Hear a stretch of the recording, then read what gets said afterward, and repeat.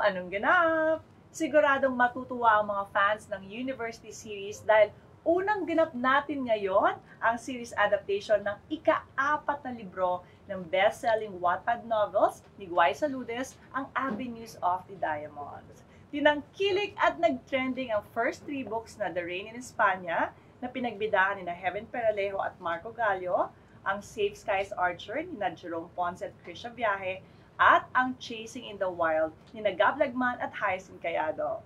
And streaming soon naman ang much-anticipated 4th book, ang Avenues of the Diamond.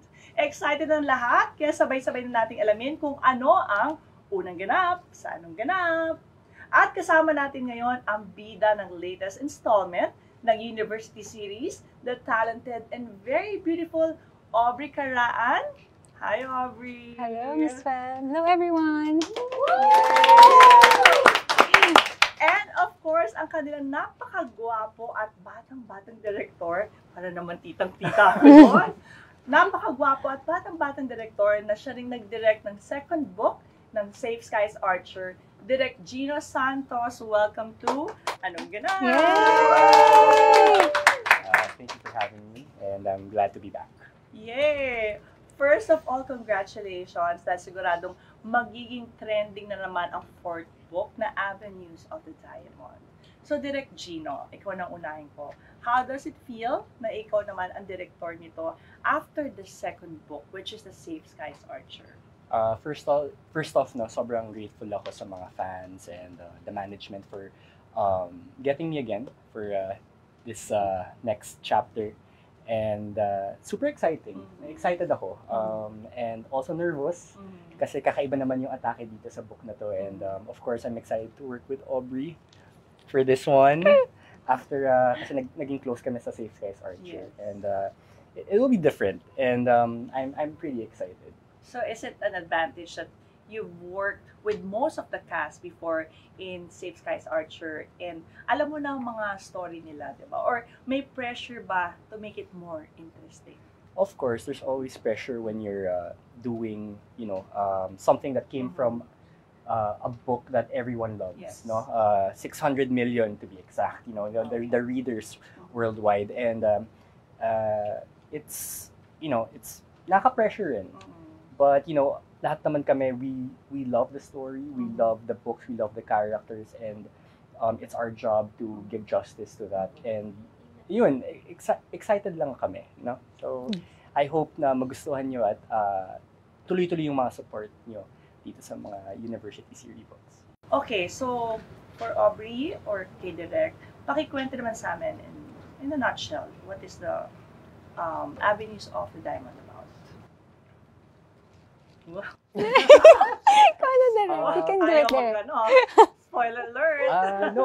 Avenues of the Diamond is, it's really about finding themselves as adults, and it's also about awareness. I think the fans would know what the twist is and what's gonna happen, but it's really about awareness with a certain issue, and also it's about family. It's also about love, but it really is about pwede ko na ba sabihin? No, but oo nga eh. No, but it really talks about taking care of your well-being and technically being kind to others, because we don't know what other people are going through in their lives. So that's pretty much it without spoiling everything. How about you, Sam? Aubrey. I think nasabi naman na Direct.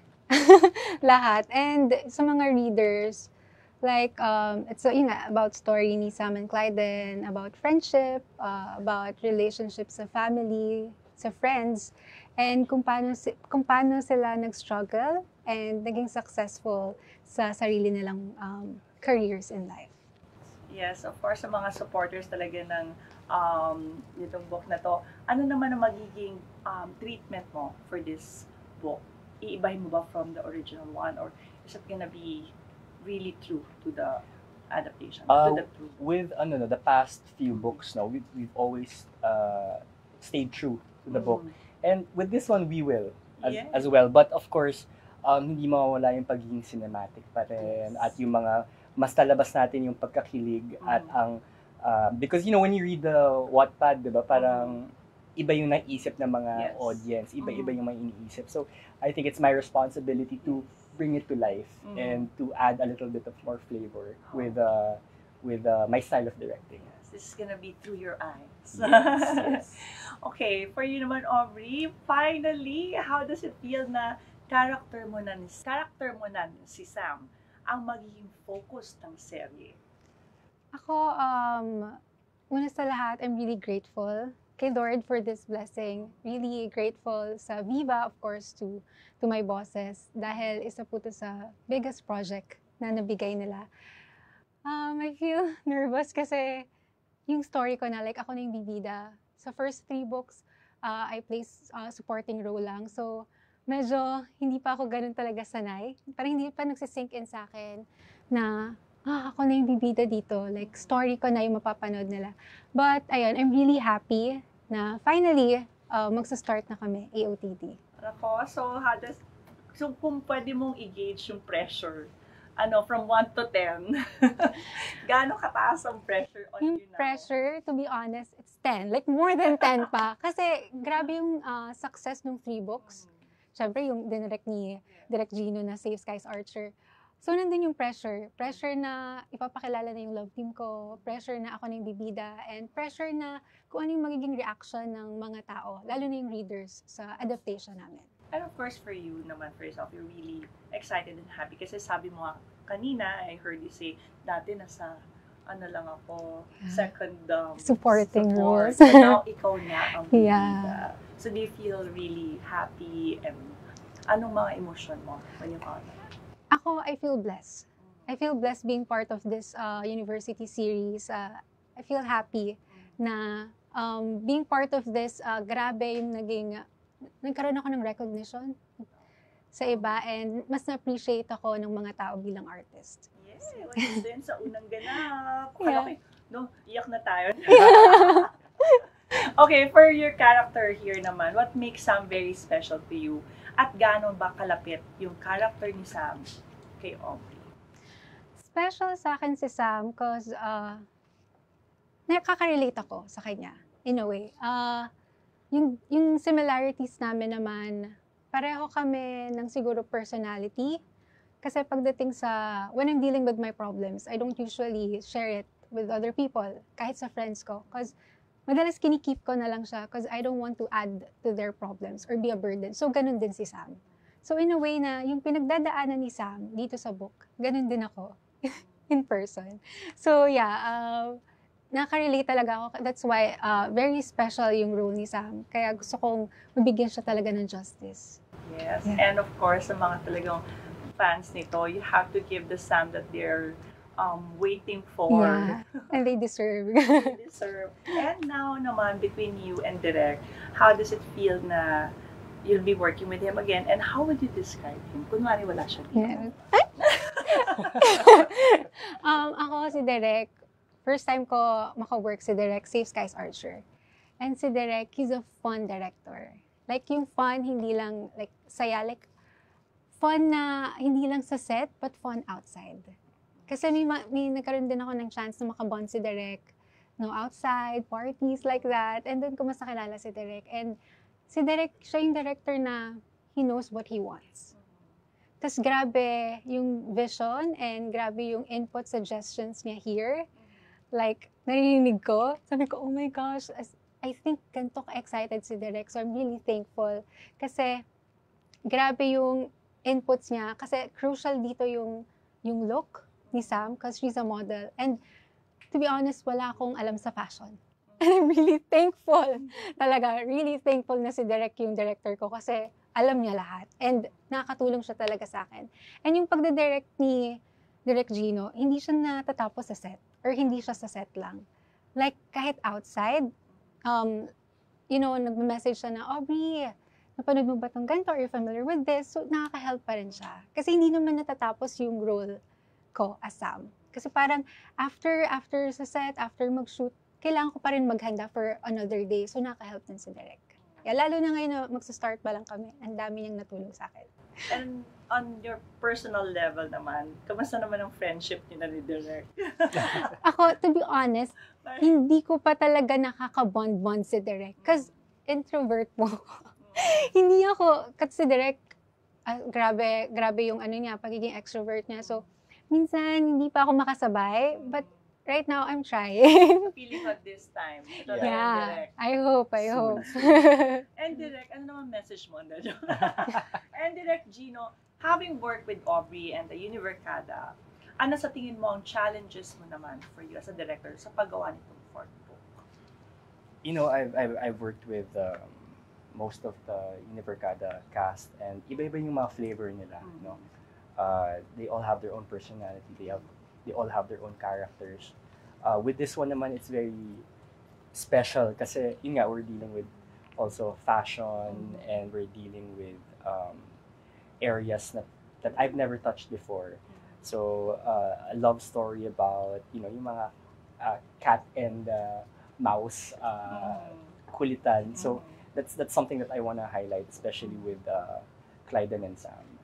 And Ooh, right? banggit na.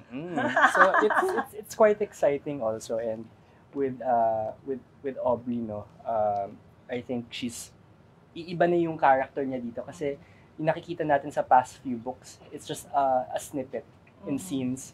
And this one, makikita na talaga natin yung nabasa natin at yung na kung ba't tayo na in love sa character ni Sam. So it's interesting na makikita ng audience kung bakit ganun si Sam dito sa book na to. Kung direct, bigla tuloy nag-react ang ating mga social media viewers, especially sa Facebook, ang dami nag-heart. Bigla naging active. Yan o, ang daming heart. Hello! Thank you. Excited na? Excited na, na-mention mo pa lang yung name, di ba? And for our Facebook viewers, thank you for participating today. Ayan, kung may questions kayo, comment lang. Ito na. Siyempre, may mga bagong dagdag na character sa Avenues of the Diamond. Isa na rito si Naomi. At sobrang inaabangan din ng mga fans ng book kung sino ang gaganap sa importanteng role na ito. Kaya tawagin na natin ang bagong addition sa University series, ang gaganap bilang half-sister ni Sam na si Naomi. Abby Bautista, welcome to Anong Ganap! Hello! Hello! Hi, Miss Fam! Hello, Hi. everyone! Ayan, so we're on live. Talagang na-excite naman kami for you to be part of this. So, Abby, ano naman masasabi mo na ikaw ang napili for this very important role? Oh, wow, very important role. Nung una, of course, very excited. Pero now that we're getting close to filming, na raramdaman ko na yung pressure. Pero yung pressure, tinatry ko siyang i-shift to excitement pa din. So, ayun. Okay, for now kasi, of course, you guys are just starting to shoot. But for you, ano yung character ni Naomi na pinaka tumatak sa'yo na gusto mong ilabas dito sa series na to? Siguro yung pagiging maldita niya. No, cause na-miss kong gumawa ng ganitong role na medyo heavy. Tsaka may hugot talaga yung character. Tsaka si Naomi kasi medyo cold and aloof siya. So, ayun. Cold and aloof. Naku. Abby is a great actress. Yes. No doubt. So she can deliver this Yes. role. Yeah, kasi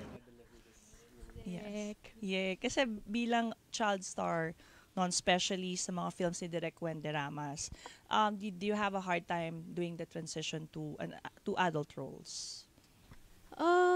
Not really.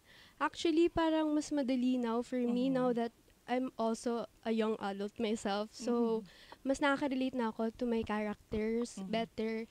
And honestly, mas na-excite lang ako sa transition ko. Yan. Yay!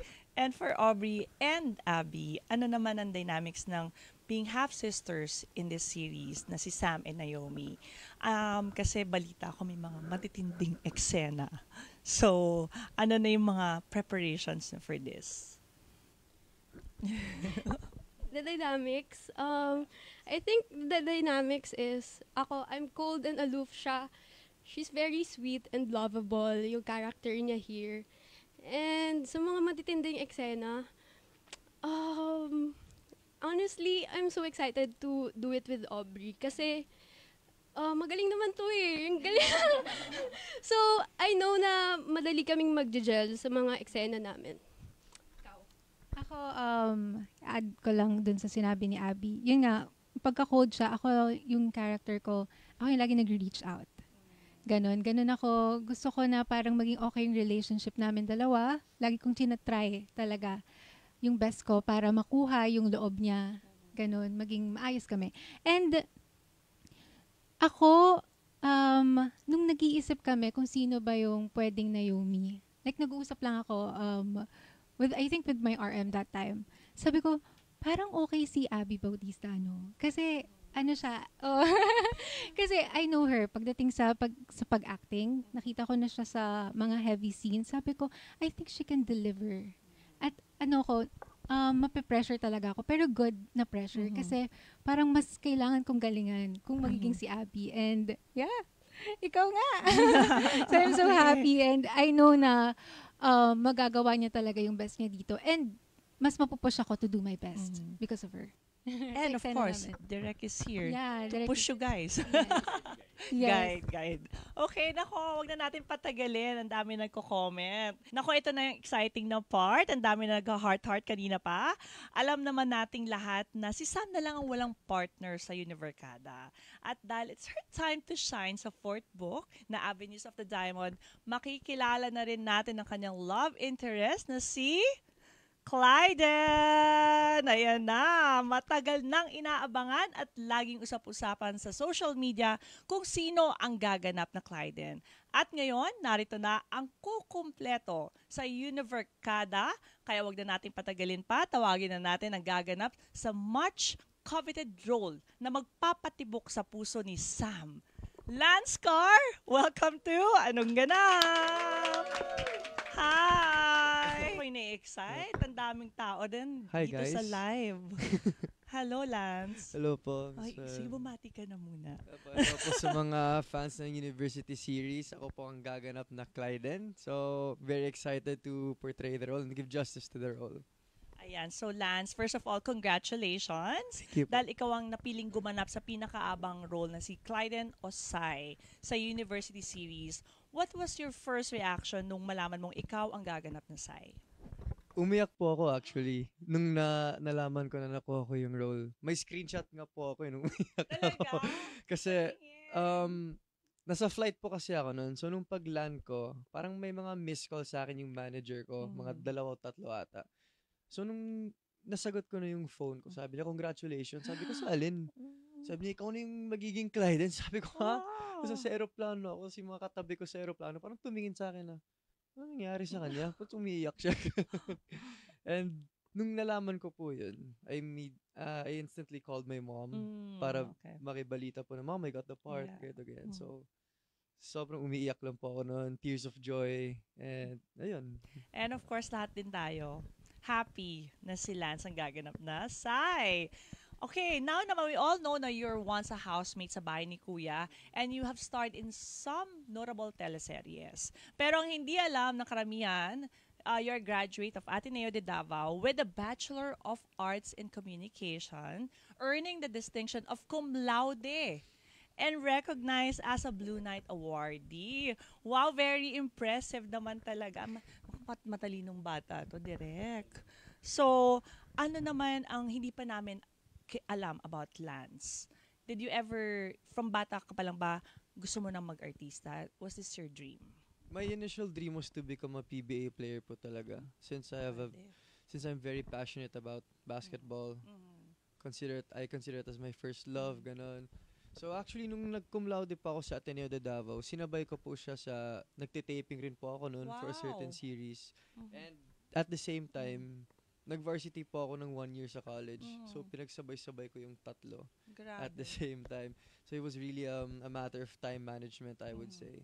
Very wise naman tong batang to. Sana lahat ganyan. Sana all. Please share your secret sa ibang natin, episode. Ito naman, I think this is so far, your biggest break as an actor.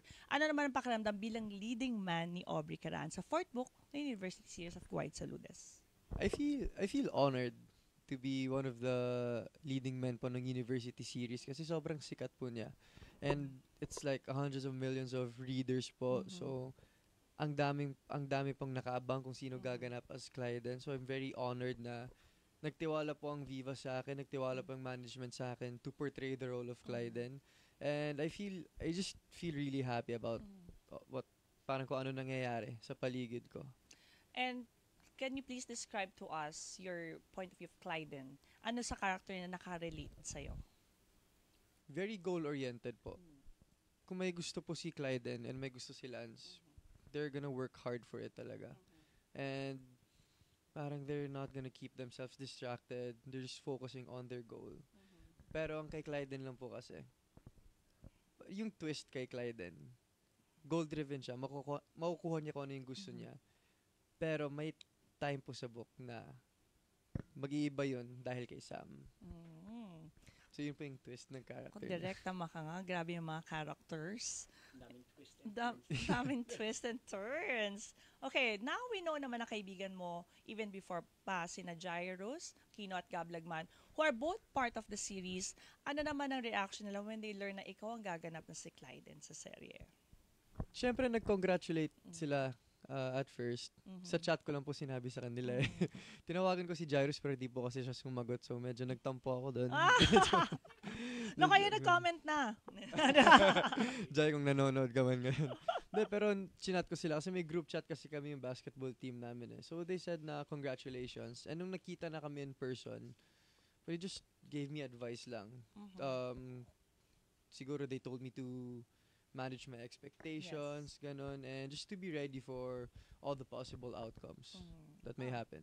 Ganda ng sagot. Iba talagang cum laude. Okay. For Aubrey naman, what was your reaction nang malaman mo si Lance Carr ang magiging kapartner mo dito? Club team! Reaction ko nung nalaman ko na siya na, like, I'm happy. Kasi nung na-meet ko siya sa auditions, he's really nice. Like, alam ko, nakita ko agad sa image niya na humble to, mabait. Mabait na tao. And sa auditions pa lang, nakita ko na he's really good.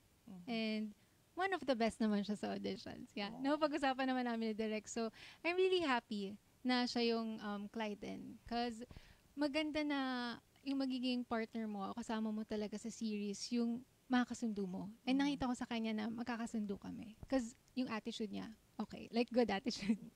Yun. Okay, let's go back to Direct Gino. Diba? Ano naman masasabi mo sa pinakabagong love team ni na Aubrey at Lance? I'm excited. I'm excited to see yung reaction ng mga audience natin na yun. Seeing them together live here. And actually, si Lance, di ba sabi niyo gusto maging PBA player, matangkad si Lance. And ang ganda ng height difference nila, guys. So don't worry. Yeah, so when we were doing the auditions, we were doing the look test, no, you could really see the nakatingin si Sam, nakaganyan, kahit naka-high heels, because her role is a model. And it's so nice to see the chemistry and, you know, a few times when I visited their workshops and the bonding, no, nakikita ko yung chemistry talaga nila, and I see that they're really helping each other. And I've seen this before with the other, you know, the cast members, of how they really wanted the role and how they took care of each other, like Jerome and Krisha and Haya and Gab and Marco and Heaven. You know, these are things that you work together as a team. So I'm happy na sila ang team dito sa show na to. To Aubrey and Lance again, handa na ba kayong pakiligin ng mga University Series fans? Handa naman po. Gusto niyo po ba ng sample? Yes! Ang dami yes daw! But yeah.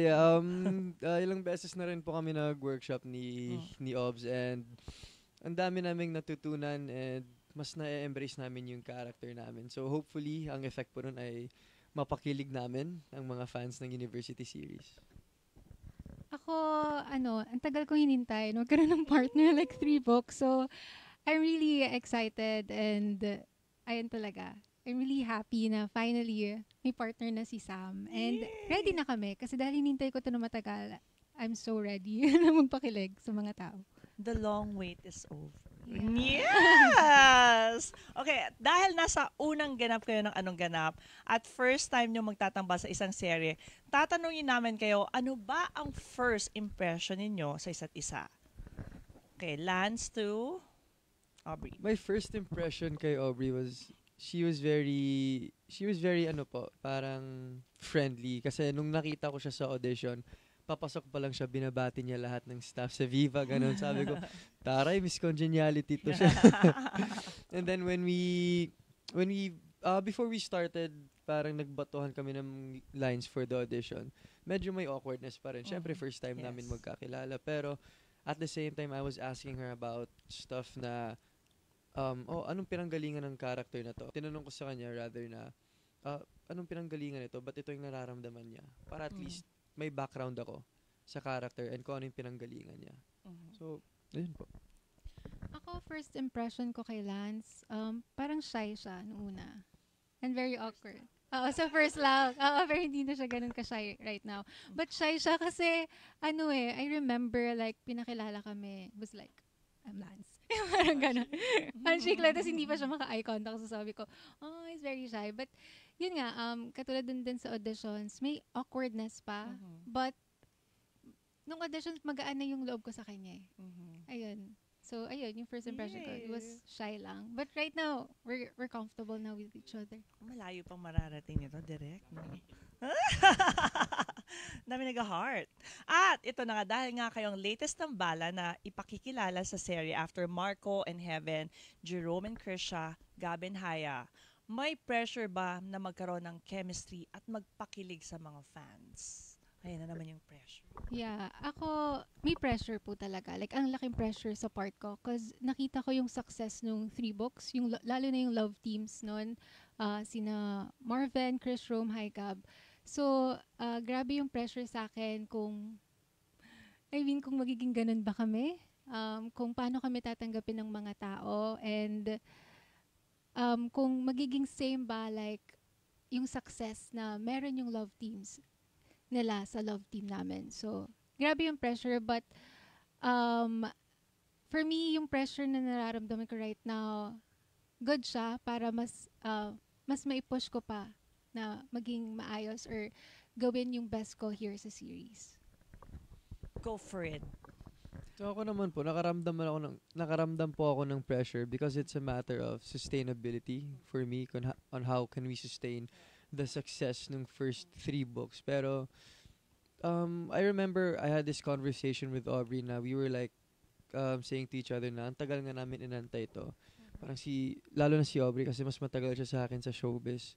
And nasa same page kami na talagang gagawin namin ng lahat para lang galingan namin and mag-give justice po yung roles and para yung success nga para mapatuloy hanggang book 5 and book 6 po. So, kasi direct I asked you na yata kanina, di ba? Pero ano ba yung pressure talaga sa side mo? No, I on my end, you know, I appreciate the fans, no, and you know, all of us naman parang what we want is to, you know, number one is to discover new talent, and that's what we've been doing for the past few seasons with the university series. I mean, we had auditions and we picked them out, and it really was about, you know, not just the looks, but also the how they talk or the appearance or even how they act. So all of those take namin in consideration when we are casting the characters from the book. You know, I get that, you know, the fans really love the characters and they're really protecting the image of the characters, but kami rin naman, we love the characters as well, and we're here to, you know, to protect the characters as well, but at the same time we want to give you guys the best show possible, and we've been doing this for the past 3 books, no. Ako second time ko to, and you know, Aubrey knows the character very well, and Lance, he proved himself during the auditions, and I saw something in Lance that, you know, I didn't see on his Instagram, because when I saw his Instagram, parang hindi nga, but when he came on set and when he saw Red Lines with Aubrey, I saw potential, and that's what we need all the time. You know, when we see in the casting room, what can we do, what can we fix, what can we develop, and that's what I saw with Lance, and that's how I saw him as you know, Doc Lydon, you know, and intelligent si Doc Lydon, and Lance is also intelligent, and I guess the pressure here is, you know, really delivering the best show as possible, because that the past three books were really great, no, a great experience, and the fans love them. And for this particular book, no, we will not hold back, because we want to deliver even more, no, for you guys. Yay! Ang dami na nag-heart ulit. Okay, for Lance and Abby naman, dahil kayong latest additions sa cast, how excited are you to be part of the Univercada, at hindi ba kayo nag-alangan dahil solid na sila as a group? Me parang mas excited ako because I've worked with most of them almost. So, and lahat naman sila very kind and approachable. So, ayun, mas excited lang ako. Si Lance. Ako naman, at some point, na-meet ko na rin halos lahat po ng cast sa University Series. Barkada ko nga si Gab and si Jairus. So, di naman ako nag-alangan kasi alam ko naman na maganda po yung samahan nila, yung bonding nila, cast members. And parang medyo nano nga po ako eh. Yung nakikita ko sila sa social media pa nagsascroll-scroll ako, parang ang sarap naman na maging parte dito. Yes. And ayun nga, nakaka-manifest, naging parte na rin. Yes. So, I'm really happy to be part of this po. Yehey! Nako, sa mga bida natin, alam naman natin na medyo edgy at may pagka-sexy ang University Series. Especially with Direk Gino. Directing, talagang binulong. So, gaano kayo kahanda for this? What? Nagpinasa? Sexy ka ba, Direk, magano? Because of Safe Skies. Because of Safe Skies, okay. So in terms of preparations, I think kailangan lang talaga namin mas maging comfortable sa isa't isa ni Aubrey, and parang it's just it's just a matter of professionalism lang din, and kung how can we produce content na alam mo yung gaya ng sinabi direct kanina, parang what can we do to make this the best possible show there is, ganun. So kasama na rin po sa preparations namin ni Aubrey yung pagda-diet. So, sobrang nasisiraan na kami ng bait minsan. Pag di kami makakain. So, ayun po. Kailangan lang namin mas maging comfortable sa isa't isa. And I think we'll get there. I like your answer. Totoo naman talaga, no, Direk. It starts from aesthetics. Kailangan komportable ka sa katawan mo. Ako naman, yung genre kasi nitong AOTD, very new siya sa akin. Kasi never pa ako siguro nag-play ng role or naging part ng isang series or movie na may sexy. Ganyan. And ako yung gagawa nun. So, it's very new to me, and sa totoo lang kinakabahan ako talaga. Like, yung unang pagkikita namin ulit ni Direk, like auditions, yun yung unang concern ko. Like, Direk, yung concern ko, parang, I don't know how to do this. I'm not familiar with this. Lalo na yung mga sexy scenes. Parang, sabi lang ni Direk na, natandaan ko, like, he will guide me. Sabi niya na he will guide me, like, I don't have to worry about it. And, yun nga, preparations namin din, like, workshops, acting workshops, para mas maging handa lang kami sa mga ganung roles. And, yung intimacy, workshops. Yeah. Na, ayun, nilalook forward ko yung mga workshops kasi yun talaga, I think, yung isa sa mga important na kailangan na preparations for us. Parang yung face ni Direk, excited na siya. Kaya babalik ako sa'yo, Direk Gino. What would set Avenues of the Diamond apart from the first three books? At ano ang main difference ng series na ito from its predecessors? Well, all books naman are different, no? So sa Rain, no, we went to España, and then sa Safe Skies we went up above the clouds and to Japan, and then with Chasing the Wild we went to the basketball courts and checked out all the different professions. No, na yun naman ito with Avenues of the Diamond, we'll go deeper with what we know, in the runways, maybe Paris and all that glitz and glamour. But we also talk about these two characters who are both from different worlds. Yeah. I mean, from the doctor side and the modeling side, which is a total contrast. So it's so exciting to see that particular dynamic in one household. So exciting. Iba-iba yung mga textures niya, and I'm excited to do this because I also love fashion. I also love this type of genre, and it's very different from the last three. So excited ako na lahat ng books magkakaiba talaga yan. So everyone has their own like flavor to choose from. Yeah. Nako, it shows, Direk, that you're excited to work on this already at excited na talaga kami mapanood to.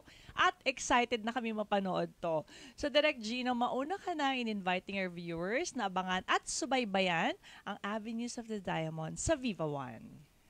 Ayun na po, I'm back and I'm excited to direct Avenues of the Diamond on Viva One, and aabangan niyo po to kasi madami akong surprises na ipapalabas dito, especially with our very good-looking and sexy talents here. So excited na po kayo, and I'll see you guys on Viva One.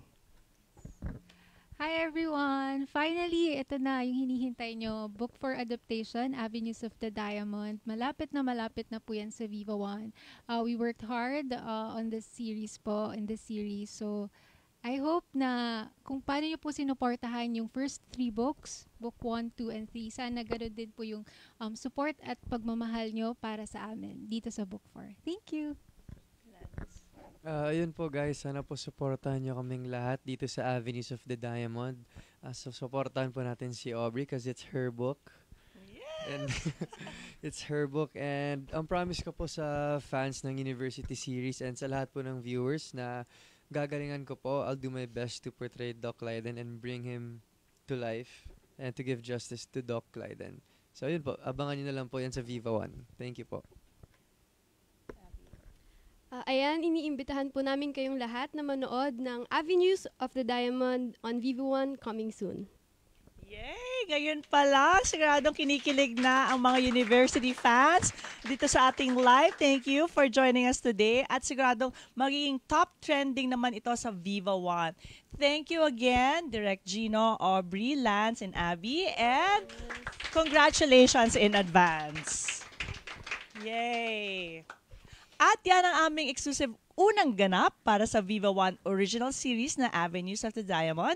Join us again next time para malaman ko nung anong trending at anong ganap. Bye everyone! O, diba? Pati extra ginawa ko na sa'yo.